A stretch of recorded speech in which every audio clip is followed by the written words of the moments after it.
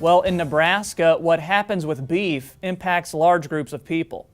The annual Husker Beef Nutrition Conference recently wrapped up, and Market Journal went on the road to see what has educators and producers talking this year. The beef brisket was on the menu, and the cowboy hats were on full display at this year's Husker Beef Nutrition Conference. The event has been taking place since 2001 and provides beef consultants and industry personnel alike a chance to hear the latest in beef nutrition and work to find ways to ease the challenges inherent with raising cattle. The conference has become increasingly popular, with this year's attendees stopping in to hear presentations on the Brazilian beef industry, preventing rumen acidosis in cattle, and even transforming common manure into a value-added commodity. Dr. Galen Erickson organizes the event and says it's also a wonderful time to showcase the work being done in Nebraska.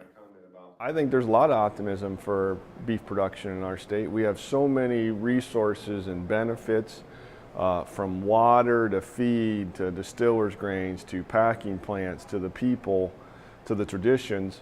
And we're spread out across the state, so how we do things is differently in the eastern part of Nebraska versus the Panhandle, for example. So given all those attributes, I think we're positioned to be the best place to raise beef cattle.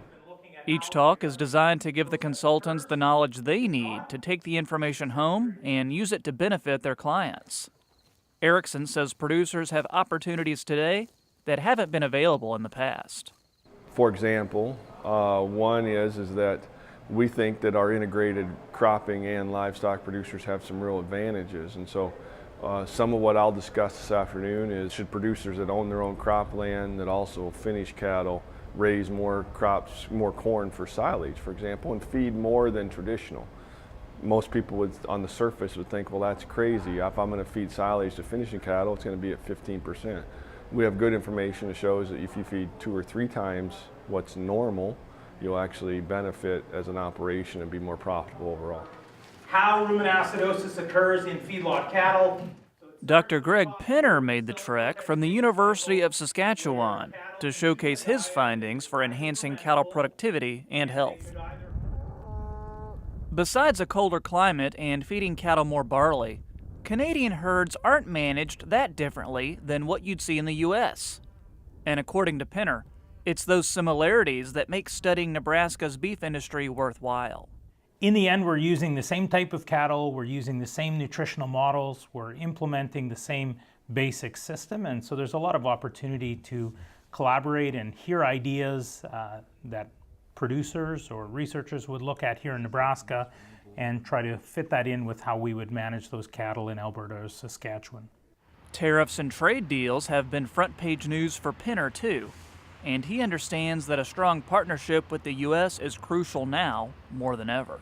I think any agreements that have promoted free trade are good for both sides of the border. I can speak from the Saskatchewan standpoint, where we're already seeing a lot of cereal grains move up from the United States because of price points. So for example, corn is moving north, and I anticipate cattle as well as feedstuffs will have bidirectional movement depending on where the basis is and where market factors are driving. As for what's ahead, Erickson says producers will always experience unknowns, but he remains optimistic for 2019.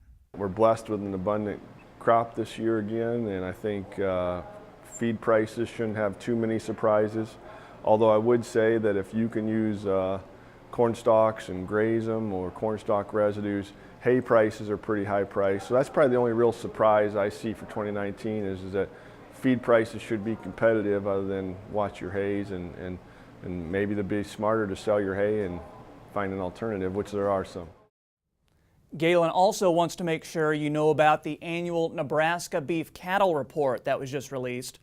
You can reach out to your local extension educator to get a copy of that, or you can search Beef Report on the Nebraska Extension website. And we've also included a link on the Market Journal Facebook page.